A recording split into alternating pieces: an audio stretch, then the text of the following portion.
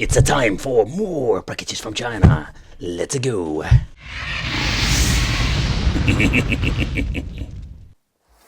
Hey, welcome back to the channel. It's awesome that you're tuning in. In today's video, we are going to be taking a close look at the mini PC. This thing is actually really mini, and this kind of cool mini PC because we can do all kinds of cool stuff when it comes to, let's say, putting this in, let's say, a different arcade machine or build yourself a compact design, because this thing is tiny, but it is quite a powerhouse when it comes for emulation itself.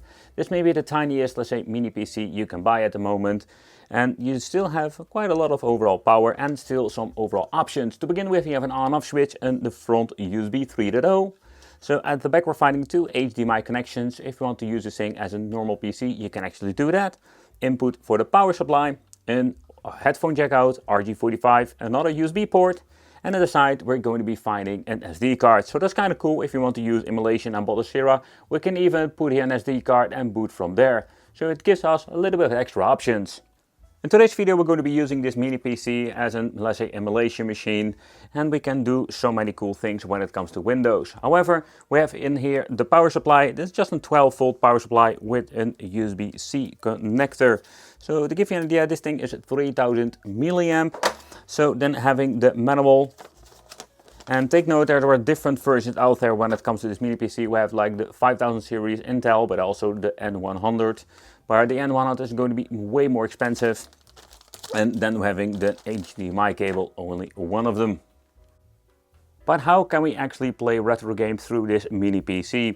There are many different ways, but in this video I just wanted to showcase three of them. So first of all, we're having over here the hard drive that we can plug into the back over here, and we can just plug it in 3.0 port, and I will always recommend doing that because of the speed of the port and of course the connectivity of the hard drive. So this is Launchbox that we're going to be needing Windows for. We're not going to be actually using this because I don't want to use the Windows at all. No, what we're going to be doing is the Batocera. And with Batocera we do have different options. You also get yourself like a USB drive that you can just plug in there.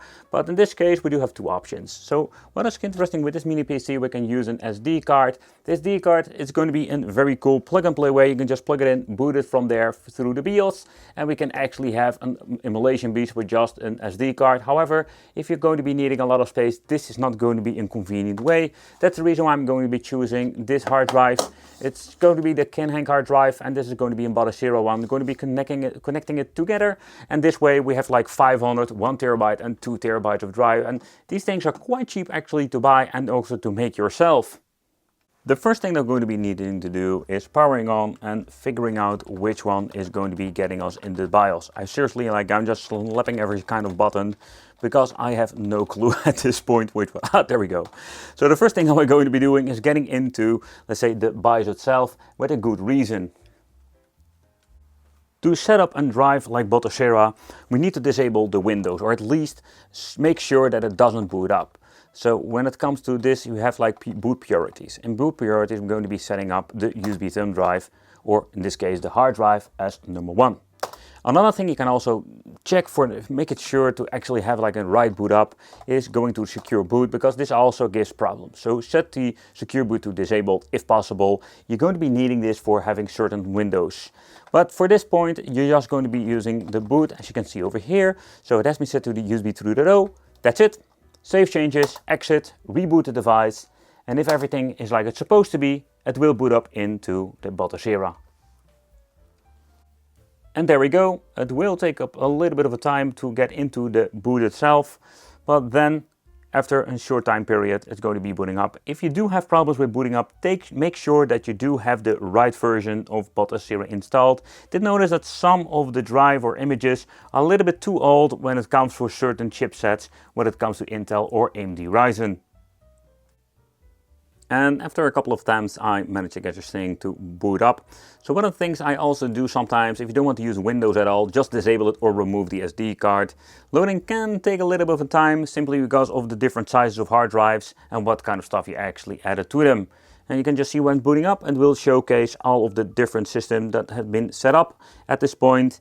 And I'm going to be doing a quick overview, particularly when it comes to, let's say, the higher end stuff, because that's going to be interesting, trying to see if we can upscale it.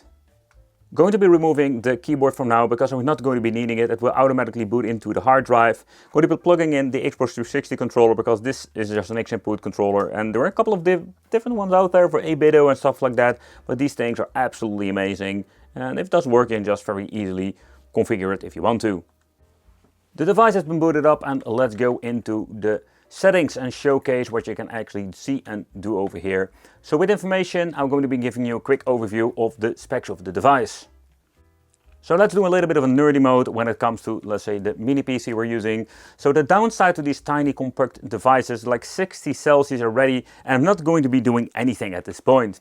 So when it comes to the video memory, we're having 8 GB, is single channel. So I have an OpenGL 4.6.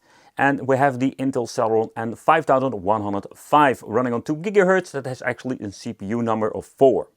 And yeah, the max frequency is 6900 MHz and OpenGL ES 2.0. So having the Ultra HD graphics from Intel. So when it comes to specs, this is not like a fancy, like super fancy device. But when it comes to this, I just wanted to see how far we can push it and what can we actually play with this. Because when it comes to these mini PCs, even the old ones and this chip, we do have some overall nice performance, and particularly when it comes to upscaling.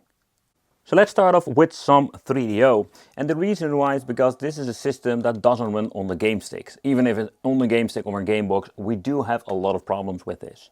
And with such a cheap mini PC, you can just actually see that we can enjoy ourselves some Return Fire and some other classics, and that's absolutely awesome if you ask me. We have like a minor stutter over there, but nothing very awful. 50 frames per second, only had explosions, kind of weird. But it goes back all the way to, let's say, the normal 60 frames per second. So yeah, when it comes to playing this game, this is going to be absolutely a lot of fun. I love Return Fire, by the way. And now with the mini PC and Batocera, we do have the option to actually play this. It's amazing, mamma mia. Yes. Get to the chopper, get to it now. Woohoo! Is everything mapped up? Yep, everything is mapped. But let's get into something more of a challenge with Atomic Wave. So when it comes to this particular game, you do have a lot of problems with those cheaper game boxes. And did notice that when it comes to some of these images, you need to set up the BIOS or other stuff. If you don't do this properly, you will have a little minor hiccups. But going through the game, you can just actually see we have no problem whatsoever. This runs so much better than like a $39, let's say, game stick or whatsoever. So if we just want to enjoy some Atomic Wave, that is even possible now.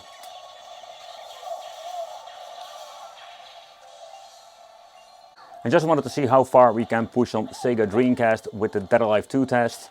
And you can see with 720p, it's going to be pushing this thing to the limit. I did some, let's say, frame drops, notice it in the beginning, but now it's having quite a stable 60 FPS. So when it comes to, let's say, this tiny mini PC where this chip is already a little bit older, you can see that we can still push it to quite a nice, let's say, overall resolution. And if you do have struggles with some of the games, you can always put it to a different resolution itself. So I find it quite fascinating. There we have like a massive dip because I needed to load up a little bit of information for the next character to appear. But beside that, I think it's a lot of fun to actually see how far we can push it when it comes to Sega Dreamcast. I'm also using the Flycast emulator, not Redream, by the way. But if you want to know how to set it all up, you need to hold the A button in this case. We're going to be going to the advanced game options at the right. Here we can find all kinds of different, let's see, emulators. We're using Libretto Flycast at the moment. Going all the way down, here we're going to be finding the option for rendering resolution. You can see it's 720p. I've been messing around with it, putting it all the way to the Full HD resolution, but that was way too much. There are different ways to actually go to, different ways to actually set it all up. You can also tweak with every single game to see how far you can push it. But with Game Boy Advance, we do have so many different ways that we can actually play. So this is absolutely a very awesome way because we do have like better aspect ratio now. Of course, if you're going to be playing this on a 60-inch screen or some kind with some bezels, it's not going to be looking any better. However, I think it's kind of cool. We can tweak, we can put all kinds of different retro filters on it if you want to have like an overall better gaming experience. But this is just normal resolution, stretched, and of course bezel implemented. And for 8-bit, 16-bit and so many different handhelds, this device is just more than enough. But do you need to spend so much money on, let's say, mini PC for that? That is all the way, and the question you should ask yourself. But how about emulation of the Dolphin? And of course the GameCube. And when it comes to this, yeah, we're going to be pushing it to the limit. I think this is one more of the appealing things when it comes to a mini PC, where you can have so many awesome options. But getting into the game, you will notice some dips to the 50 frames per second, but it's just native resolution, and it seems to be working just fine on the normal Dolphin emulator. I've chosen this, by the way, this character, and I have no idea how to actually play with this guy. But out of the box, this is kind of cool when you're looking at it, what you can actually do. You can always like mess around with upscaling, but I showed you before, if you're having like less demanding, for example, non-3D games, like two-dimensional games, maybe you can do a little bit of upscaling here, but out of the box, like, it seems to be working with Dolphin. But with MIM games, we can actually play even more than before. So where there is not a lot of scaling going on in here, with native resolution, so if you just want to play the old school MIM games, you have an old PC laying around, maybe you can try it and drive of Batocera on there. You don't really need a new PC for that, because these games run on cheap Gamebox or GameStick. What I do love about it is that we have the bezel implemented, so it looks so much better now. So one of the exciting things is that we can actually play some N64 without any problems whatsoever, or at least on native resolution. I think that is one of the cool things when it comes to a mini PC now. If you're going to be playing Cruising the USA on a cheap Gamebox or stick, it always have a lot of problems. So if you do see some glitches, you can always switch between different emulators to get an overall better result. But we do run on the normal speed like it should be, so that's just great. But another thing I wanted to do to see if you're going to be having a more demanding game, and maybe I try to do a little bit of an upscaling, because that is also possible with N64. I'm going to be playing that on upscaled. It looks so much better than the original native system. So where we know that it runs perfectly on native resolution, just wanted to see how far we can push it. Having now 720p enabled with some N64. The frames go all over the place, so that is one thing to be sure. So we're not running full speed, but it is playable. So another thing we can do is like doing a little bit of a lowering down when it comes to the overall upscaling and having overall better performance. But it's just fun to see how far we can push it when it comes to like a tiny device like this. And take note, there is no upgradability, and we're not even overclocked if you can do that, because this thing is getting already quite hot as it is. We're moving on to the PlayStation 1 emulation, and this time with the dock station we're going to be putting it in 1080p upscaling resolution. And I've been playing a lot of, let's say, testing out the PlayStation 1 on, let's say, game sticks and other just basic stuff. But looking at this now on 1080p rendering resolution, this looks really great. And that is what I love about this mini PC with Batocera, that we can upscale it and push it to the limit. And if you're going to be having more power, like a powerful i5 or an i7, you can maybe try 4K and having even more fun with these older games. And I'm just flabbergasted how good it's actually going to be looking now. But let's get into some PlayStation 2 emulation. It's going to be on native, not like with the PlayStation 1 that we're going to be having 1080p. I would not really recommend doing that, with a simple reason, because some of the games are more demanding than Tekken, but I just wanted to showcase a game that is actually playable. And having such a, let's say, low power chip, that we do have the option to play PlayStation 2 emulation. And of course, if you're going to be spending a little bit more money or searching for an older mini PC with an i5 or i7 in it, you maybe have the option to do a little bit of an upscaling. But beside that, it's kind of cool that we do have the option for playing some PlayStation 2 with a minor hiccup.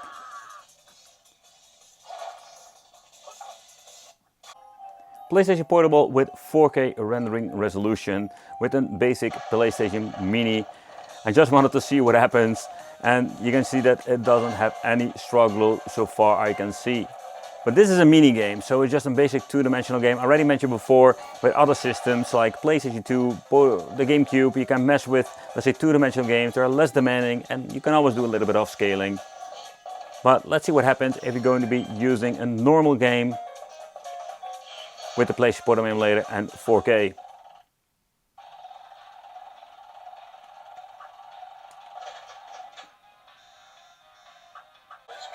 So let's move on to a three-dimensional game, fighting game like Soul Calibur.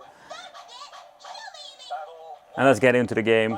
Doing quick test bench to see what happens if we're going to be putting this on 4K rendering resolution. And so far I will dip down a little bit with some parts of the game, but not to the point it's going to be quite annoying. So far so good. So I'm fascinated to see how far we can push this crazy tiny mini PC with PlayStation Portable, Emulation. And if you wonder, can it run Doom? Yep, it can actually run Doom and many other ports. That's absolutely awesome. So Hexen, Quake, you name it, it runs perfectly on a mini PC, but also on these cheap game boxes and game sticks, so that's not the thing. That's not why you should buy a device like this. Ooh, got a run button, that's nice.